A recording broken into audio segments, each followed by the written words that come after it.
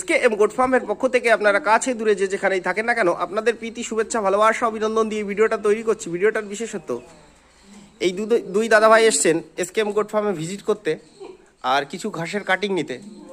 নমস্কার দাদাভাই, ভালো আছেন? আপনার নাম? আকাশ চ্যাটার্জি। আপনার নাম?